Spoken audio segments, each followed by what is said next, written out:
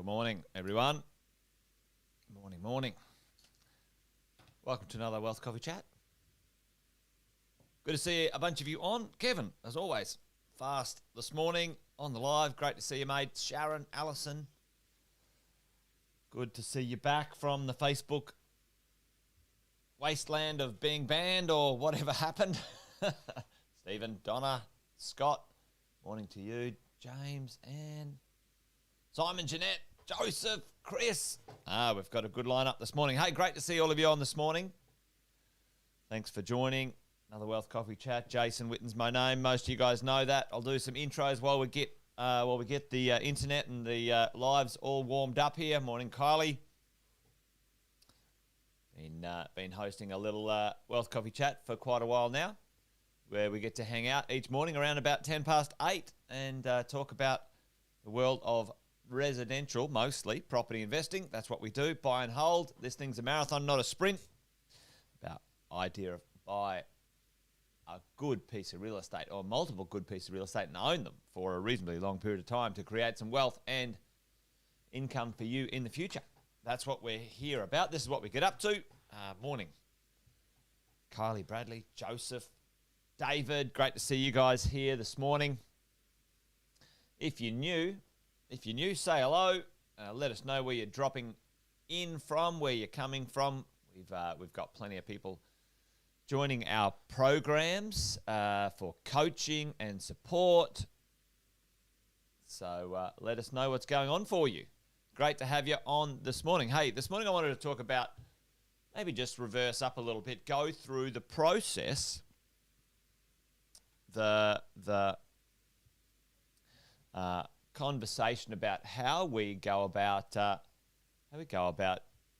analysing how we go about buying our properties. Now, we're not going to dive deep down into the super detail this morning. We're going to sort of stay a little bit high-level strategy, but that's what we're going to do this morning, go through the 4 steps and some other maybe sub-steps in each one of those categories. So hang around for the conversation this morning. Should be quite useful. Hey, morning, Joseph. Morning, Bradley. Good to see you from Sydney and Mackay. Fantastic to have you along. Welcome. We do this every day, folks. Every work day, most days anyway, unless I'm sort of off doing a bit of travelling. And we usually hang around for about 15 to 20 minutes each morning just to keep the momentum going. Because, sometimes it's well worth touching base each day just to see how we're travelling along. Ashley, good morning to you. Hey, so let's dive into this. Let's talk about, let me see what's going on here. Oh, that works. Let's talk about the idea of the 4 large steps or the 4 concept steps when it comes to building our property portfolio. What I'm talking about today is the process we go through, how we rationalise where we're going to invest and what we're going to get up to. Looks like my internet's playing up again. It seems to play up literally every morning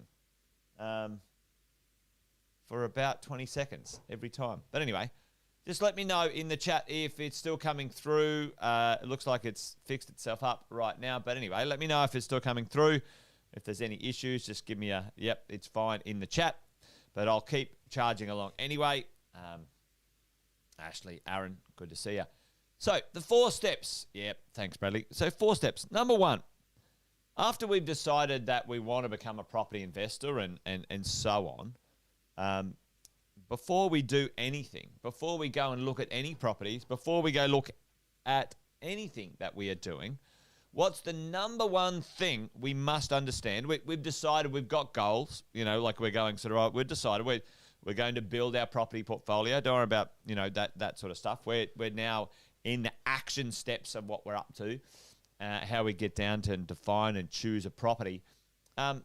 What's the number 1 thing we need to know as a property investor before we go looking anywhere at anything? Chuck that in the chat if you think you might know. The number 1 thing before we, look at an area, a market, a property, whatever it might be, what is the thing we must know? It's a bit practical. You need someone else to help you out to work it out and find out. But we need to know that, boom, Sharon, all over it. one of our amazing coaches right there. Bradley, absolutely. Well, vacancy rate at some point, Joseph, but not much, not at the start. Yeah, boom, the financials. How much can you borrow? What is your ability to borrow? All right. Now, we call that a buying power and servicing, right? So there's two parts to this. You guys should know this or may know this. So what's the difference between buying power and servicing? Well, buying power equals the deposit that you have, right, expressed in a percentage for borrowing. What do I mean by that? Let's say right now that you have $100,000. You have $100K as a deposit, okay? So this has nothing to do with your income yet, okay? So buying power is a calculation of using that $100,000 as a deposit plus some costs. Now, when we work this out, when you work it out, when you sit down with your finance experts and your coach, you know, there's a couple of ways to have a bit of a rough idea even before you go into it. What deposit do you have access to? How much money will you have available for your deposit plus some costs, okay? Now, we do a calculation on most people, most borrowers, unless you're sort of a first home buyer, which we're not talking about right now, usually can borrow, or we would like to borrow up to 90%. Usually it's 88%, folks. 88%, okay? 88% for LMI reasons and so on. And we usually have a small amount of percentage, if we're going to use either the cash or the equity, set aside for costs, okay? And what we always do in our world of coaching, working with you guys, is that we set aside 5% for costs. So if we're looking at this and we want to do a calculation of our buying power, right, our buying power, we say we've got $100,000. Actually, I should put this on the screen. I wonder if I can. We've got $100,000, and we so divide. Simple calculator, you press the divide button. So you go 100 divide by 15%. All right, so you go divide by 15%. And that will give you your potential borrowing power based on the cash you have available, folks. All right? Okay. Does that make sense? Does that make sense? And this might be simple and basic, but, you know, it's important to understand what it looks like as investors. Now, that amount there, fantastic, wonderful. All right, we have a number. Now we've got to go. That's your 100K deposit, and now we've got to go to a lender, someone in the borrowing world, and say, I have, let's call it, 100K income. What can I borrow? Okay, and now that calculation is much more complicated. That calculation is called the serviceability or servicing. It depends on what other debts you have. It depends on the rental that you're getting from the property. This one's the complicated one. But potentially you have $666,000 worth of the deposit to be able to deploy into the market, right? That's what we've got. We need to check if we can match the deposit with our ability to borrow, right? Number one, that's a step. Now, there's obviously, I don't know about obviously. I'm going to move that down for me here. There's certainly more conversation to have in the world of finance in that space, but your ability to borrow. Number one thing, your ability to borrow. What is it? How do you work it out? And don't go shopping. Don't go around looking for a deal unless you know what that looks like. All right, that's a pretty important thing to understand. Number two, we know how much we can borrow. Let's say right now we've got the ability, and we're saying, all right, we've confirmed this. based on our income, based on our deposits, we can borrow, we can afford to buy with our deposit and some borrowing a $650,000 property. So we've got our budget, we've got our shopping range. What next, folks? What next? What do we do next? Well, the idea is that we check in on what marketplace we're going to go looking in. Now, market. A lot of people go, oh, now I'll go and have a look for a property. And it's like, oh, well, hang on. Why would we talk the marketplace? And I'm talking marketplace as in the different states, okay? Number one, or a little A here, the idea of a diversifying locations, okay? Number two, well, it used to be the land tax conversation, but places like Queensland are starting to have a little dig at that one. So what market? Where are you already? Let's say, there's some changes in legislation. Yep. Let's say you already have property in Sydney. The idea of diversifying, you might look to Queensland, Victoria, ACT, maybe WA. We do that specifically to keep our portfolio a little bit diverse, and also some of the costs and other things associated with that. Sometimes you can seek a better rental yield in one of those locations. Sometimes the idea of that market and location will, for $650,000, you can buy a different type of property, or you can easily buy a better location. Okay, so diversifying, and you can have a better quality, of property. Either a better type, let's say, or a better location. And we'll talk about that in a minute. So we got the market. So let's say up here, we've already got a property in New South Wales. We're going to choose, QLD. Okay, that makes it simple. So we've got our buying power. We're looking at a market for a few reasons. Okay, and then the third part is, how do we look at like an area that we might want to deploy into, right? So some of you guys might have seen this before when it comes to choosing an area and or like a property type. And sometimes this sort of area / property type can be, it sort of happens at the same time. So number 3 and number 4, you have sort of an area / suburb, right? Combined with a kind of property type, right? So they're kind of like interchangeable when we're getting to this point, right? We've chosen Queensland, we've got a budget, we like the idea, we like the area. What is going to help us in this sort of space? I've got this little thing here. Some of you guys might have seen this before as well, and I'll show you something in a minute what Sam and the team do. That's a bit blurry, isn't it? Can you guys see that very well? Can you read that?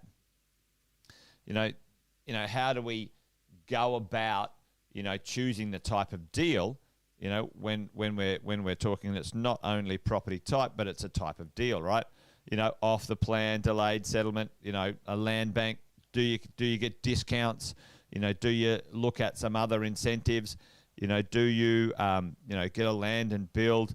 Do you knock down and rebuild an old thing? Do you amalgamate something? Do you get involved in the joint ventures? Do you want to do a DIY development, renovation, a subdivision? The type of deal as well, as you go along. So these things are pretty detailed when we're dropping down into choosing the deal. But if we're talking right now, area, suburb, combined with type of property, how do we go about analysing that, right? So let's just do a quick analysis here for different places at the moment, right? So let's use Queensland, let's use Victoria, and let's use New South Wales. To be honest, let's change that to Bris. That's Brizzy. Oh, that meant to look like Brisbane. Brisbane, Melbourne, and Sid. Okay, and this is sort of like, now, if we want to choose a house, a townhouse, and then apartment, okay, what would it look like? Remember, what's our budget? Our budget is $650, okay, and for many of us, we're like, all right, I would like a location that's appropriate with infrastructure and so on. But then how does that work when we have a look at this? Let's have a look at the distance from the city for a house. Let's have a look at a house for Brisbane. How far from the city of Brisbane do you need in these rings, folks? Put that there in the chat for me right now. How far from the city of Brisbane do these rings go when it comes to, can I buy a house in Brisbane for $650, and where would I buy it? Chuck that in the chat if you think you know, and we can do the same mathematics on. Yep, absolutely. Yeah, there we go. Oh, I'm going to change that colour. So when we're looking at Brizzy, yes, I agree with you, Stephen. Right out here, you're looking at a house in the 20 to 45. Now, Hardick, the 10 to 20K from Brisbane, yeah, you're not getting it anymore. We used to, probably a year ago, 2 years ago, be able to get that 650 inside that 10 to 20 kilometre ring. So that was damn fine for a house, right? So, and let's do the process here. You can see how this, you can see how this works. A townhouse you can get in this range as well. Brisbane's a funny one at the moment for townhouses. There's some legislation changes up there that have made townhouses a bit less attractive to get. And for $650, 1 to 10, you might get some older houses out there, Eve. Yep. So depending on the style of property, whether you want, like we said up here, depending on the type of deal you want to do, an older property potentially, et cetera, et cetera. So down here, if you're looking at apartments, even now we're looking on the fringe, maybe 10 to 15 kilometres away from the city. We just did a deal in, we did a nice deal in Chermside. How far is Chermside? I think, does anyone know how far Chermside is from Brisbane? Chermside from Brisbane. There you go.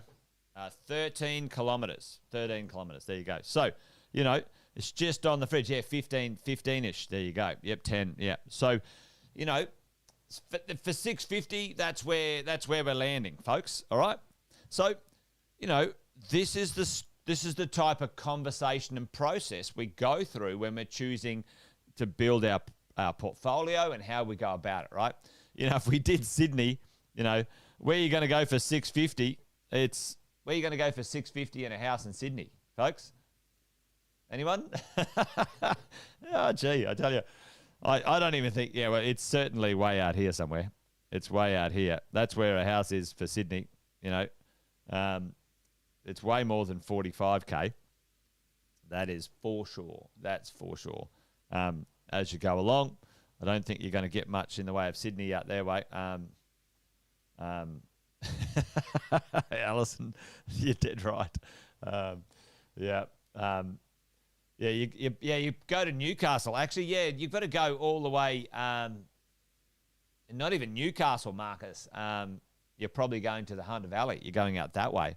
Melbourne, you can certainly get, on the fringe, of the city, 30 to 45K houses. We've done some stuff in Point Cook, which are smaller houses, but still freestanding houses, depending on what you're up to, depending on what you get. So, this is the conversation you have with yourself, team, when you're building your portfolio, right? What type of property am I going to get? I've done my buying power. I know my ability to borrow. It's 650-ish. That's my number. Where am I going to buy? I'm going to choose Queensland. Am I choosing Victoria? Am I choosing the ACT? And then the area and the suburb, they are kind of interchangeable because it's driven by the property type and the return you're trying to get. And it's kind of like it's a balancing act, right? My preference is to get closer to the infrastructure that I want. And it's not necessarily the city, right, folks? It's not necessarily the city. What is good infrastructure? Sam talks about it all the time. The green belt, that's, your third space, employment hubs, medical, commercial, CBD employment hubs, those things, maybe it's an Airbnb location, maybe it is the city because you like that, those sorts of things as we're going along. So 4 steps. Obviously, there's lots of due diligence. Somebody mentioned before, vacancy rates and all sorts of stuff. Yes, once you get sort of down to the area, you absolutely should check in on vacancy rates. There's a couple of websites we use often, which is SQM Research, Microburbs, Walk Score. Check in on those things so you know what you're getting yourself in for, right, folks, as we go along.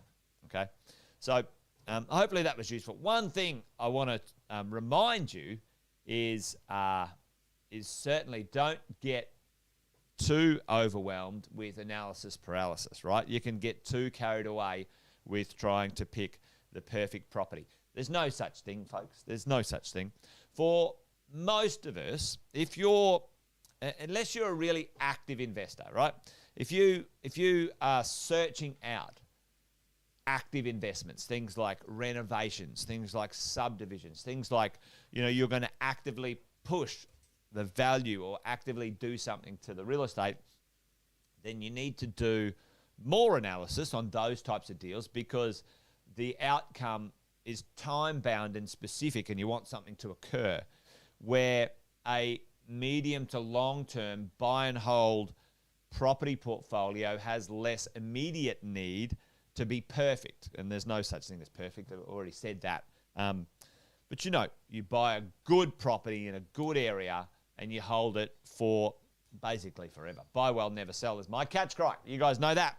But, the idea is a good property purchased is better than a perfect property waited for that never occurs. I've got so many people who waited, the longer you own it, the more perfect the property becomes, as far as I'm concerned. If you owned it 50 years, it's absolutely amazing. If you looked after it, obviously. And so many people wait, around. And I've still got we still see people waiting. Oh, I'll wait. I'm like, what are you waiting for? What are you waiting for? Some unknowable, unforeseeable, temporary thing that'll change really fast. You know your strategy, you know your goal, you've got a capacity, you've got buying power, you've got the ability to invest. Get on with it, folks. Get on with it. You don't wait around forever and a day when it comes to building a property portfolio. Anyway, there you go. I'm just rabbiting on now. Wealth Coffee Chat done and dusted. Hopefully that was useful this morning, as always. Alison's waiting for a settlement. Come on. I think you're going to be pretty happy, Alison. I've heard some pretty good news because I've got a couple of properties in the ARIA stable as well coming up for settlement, and I'm hearing some good news about those values or there's been some resales in some of those buildings that are pretty significantly more than our purchase prices, Alison. So happy days, happy days. Anyway, there you go. Done and dusted, folks. Wealth Coffee Chat over and out. Thankful Thursday. terrific Tuesday, marvelous Monday. Anyway, there you go. All of those things. Good to see everyone online. Thanks for joining me. Join me again tomorrow for another Wealth Coffee chat. And as always, if you've got something you want me to discuss, have an opinion on, go through, talk about, strategize, tactics, whatever it might be, let me know in the chat. I'm happy to cover it. All right, folks, that's it. Done and dusted. You guys be well. Be awesome. Until tomorrow, take care. Bye for now.